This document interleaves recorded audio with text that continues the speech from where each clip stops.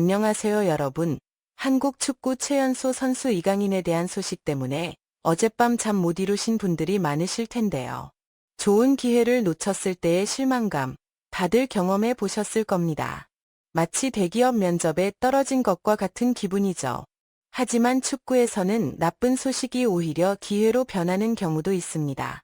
오늘은 이강인이 선수 생활의 중대한 전환점에 서 있는 순간, 즉 최고 스타로 발돋움할지 아니면 성장하지 못하는 재능으로 남을지 그 경계가 그 어느 때보다 모호해지는 시점에 놓인 신호들을 분석해 보겠습니다.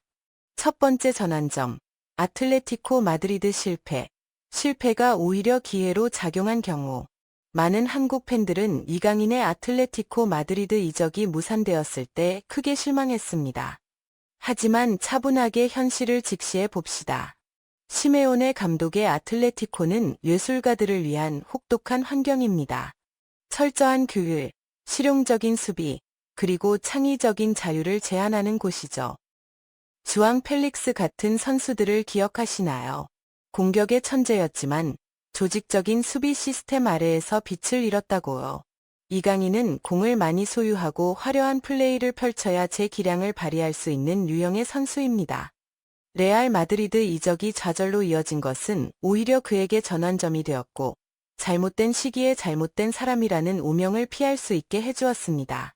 우리는 흔히 명문 클럽이 항상 더 좋다고 생각하지만, 어린 선수에게는 새로운 전술적 환경이 매우 중요합니다. 이강인은 자신에게 진정으로 맞는 시스템을 찾기 위해 운명의 장난에 휘둘리고 있는 것 같습니다. 두 번째 전환점. 슈퍼서브의 재정에 비밀 병기인가 아니면 함정인가. 이강인의 상황이 극적으로 변화하고 있다는 두 번째 신호는 PSG에서의 그의 역할입니다. 현재 많은 사람들이 그가 벤치에서 교체 투입되는 것을 못마땅하게 생각하지만 자세히 살펴보면 이는 전술적 사고의 전환점입니다. 현대 축구에서 슈퍼서브는 결코 2인자 선수를 의미하지 않습니다. 상대팀이 후반전에 지쳤을 때 이승엽의 측면 패스나 프리킥 능력이 가장 빛을 발합니다. 이승엽은 경기를 결정짓는 무기로 성장하고 있습니다. 하지만 이는 또한 위험한 지점이기도 합니다. 만약 이승엽이 주전 자리를 꿰차지 못한다면 그는 쉽게 교체 선수라는 틀에 갇힐 수 있습니다. 많은 유망주들이 이런 틀에 갇혀 핵심 선수로 성장하지 못했습니다. 이승엽은 중대한 기로에 서 있습니다. 자신의 능력을 폭발시켜 이 틀을 깨거나 평생 전술적인 도구로 남을 운명을 받아들이거나. 세 번째 전환점, PSG 라커룸 내의 정치적, 육체적 경쟁. 파르크 대 프랭스 안에서는 축구뿐만 아니라 정치도 벌어집니다. 이승엽이 정실력의 전환점에 서 있다는 신호는 그가 주변의 신체적으로 압도적인 슈퍼스타들에게 어떻게 적응하는지에서 드러납니다.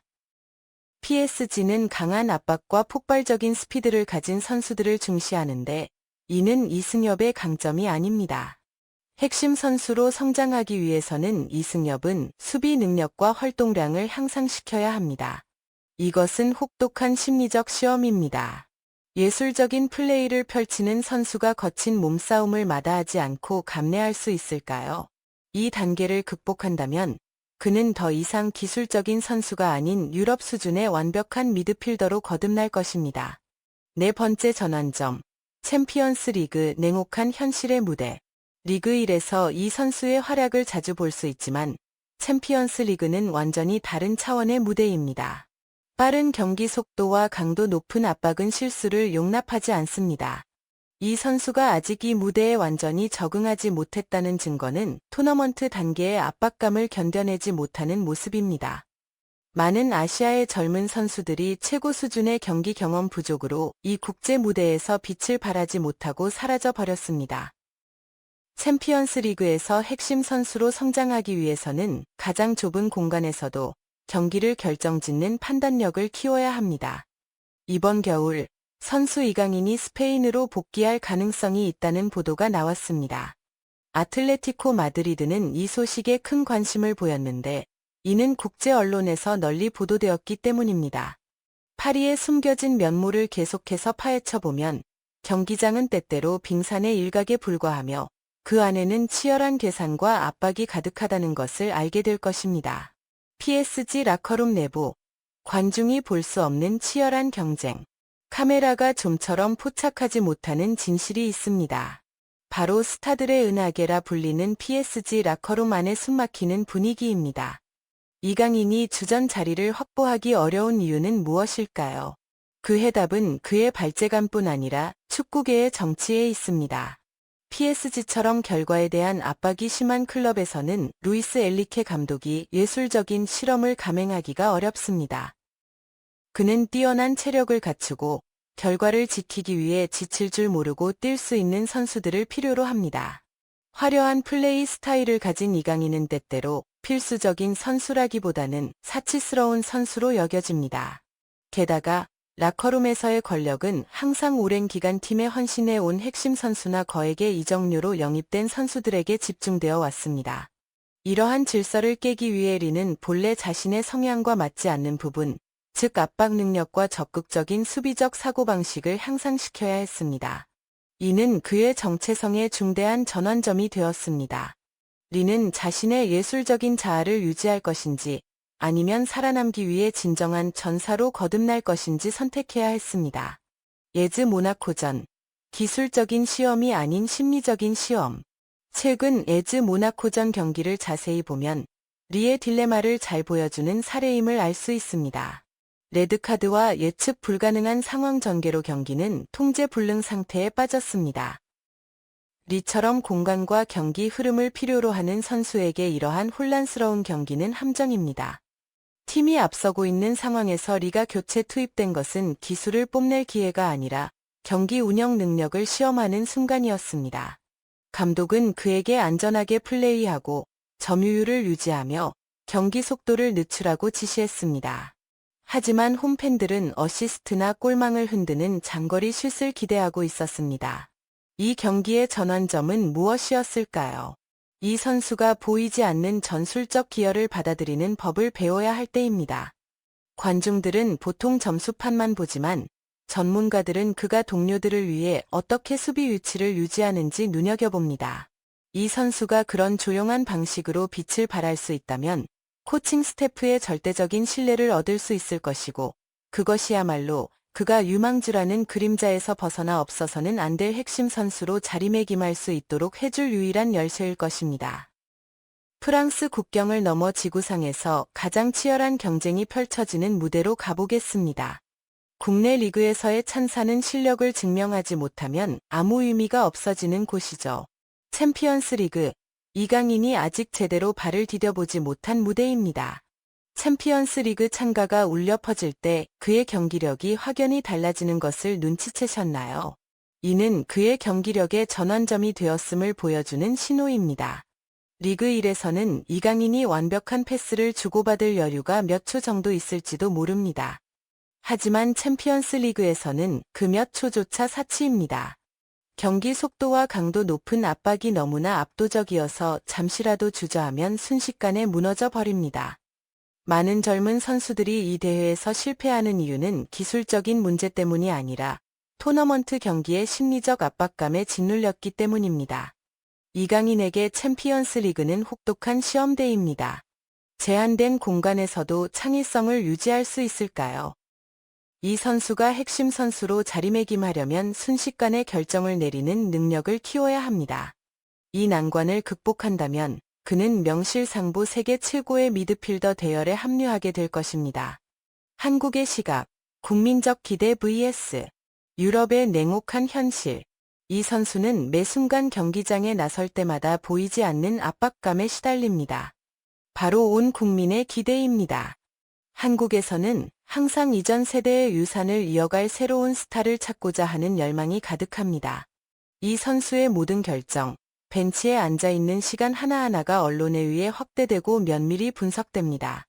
하지만 축구계에는 큰 문화적 차이가 존재합니다. 한국에서는 노력과 투지를 중시하지만 유럽, 특히 PSG와 같은 부유한 클럽에서는 효율성과 치열한 경쟁만이 중요합니다. 감독은 단지 국민의 희망이라고 해서 선발로 내보내주지 않습니다. 여기서 중요한 전환점은 이승엽 선수 자신의 사고방식의 성숙입니다. 그는 고국에서 쏟아지는 온갖 소음을 걸러내고 클럽의 냉혹한 현실에 집중해야 했습니다. 이승엽 선수의 사례를 통해 한국의 젊은 유망주들이 배워야 할 교훈은 분명합니다. 명문 클럽에 일찍 입단했지만 출전 기회를 얻지 못하는 것보다 개인적인 성장과 적절한 환경 선택이 훨씬 중요하다는 것입니다. 우리는 전술적 계산부터 보이지 않는 마쿠 압력까지 상황을 분석하며 긴 여정을 함께해 왔습니다. 이제 이강인이 앞으로 나아갈 갈림길, 그리고 그의 이야기가 어떤 결말을 맞이할지 살펴보겠습니다. 미래 시나리오, 이강인의 세 가지 길. 이강인이 완전히 다른 세 가지 선택지 앞에 서 있다는 것은 그의 운명적인 전환점이며 각 선택은 한국 축구 역사에서 그의 위치를 완전히 바꿔놓을 것입니다. 시나리오 1. PSG에 남아 핵심 선수로 자리매김한다. 가장 어려운 길이기도 하지만 가장 영광스러운 길이기도 합니다. 이를 위해서는 챔피언스 리그에서 확실한 돌파구를 보여줘야 합니다. 루이스 엘리케 감독의 강렬한 압박에 적응할 수 있다면 그는 단순히 좋은 선수를 넘어 PSG의 차세대 미드필더로 거듭날 수 있을 것입니다. 시나리오 2. 자신에게 더 적합한 클럽으로 이적한다. 이강인이 마요르카 시절처럼 경기의 중심이 되어 컨트롤과 창의성을 중시하는 시스템에서 뛴다고 상상해보세요. 때로는 한 발짝 뒤로 물러서서 두 발짝 앞으로 나아가는 것이 억압받는 재능을 살리는 가장 현명한 선택일 수 있습니다. 세 번째 시나리오는 새로운 유형의 경기 승패를 결정짓는 선수가 되는 것입니다. 매주 90분 풀타임을 뛰지는 못하더라도 팀이 어려움을 겪을 때면 언제나 가장 먼저 이름이 불리는 선수죠. 현대 축구에서 점점 더 중요시되는 역할, 바로 벤치에서 경기의 흐름을 바꾸는 선수입니다. 어떤 길을 택하든 이강인은 살아남기 위해 변화해야만 합니다. 결론, 이야기는 아직 끝나지 않았습니다. 여러분, 이강인의 축구 인생은 지금 클라이맥스를 향해 달려가는 한 편의 영화와 같습니다. 갈등, 반전, 숨막히는 순간들이 펼쳐지죠. 하지만 이 영화가 해피엔딩으로 끝날지는 전적으로 막내 아들의 인성에 달려 있습니다. 이 이야기를 통해 젊은이들에게 전하고 싶은 메시지는 바로 이것입니다. 성공은 결코 직선으로 이루어지는 것이 아닙니다. 때로는 벤치로 밀려나기도 하고 눈앞에서 멋진 기회를 놓치기도 하지만 바로 그런 순간이 진정한 인격을 단련하는 순간입니다. 소셜미디어가 즉각적인 결과를 요구하는 시대에 인내심과 자신감은 이소룡이 가진 가장 귀중한 무기입니다. 이소룡의 열정은 여전히 뜨겁게 타오르고 있으며 그의 팬들은 파리의 혹독한 겨울을 함께하며 그의 찬란한 봄을 기다릴 것입니다.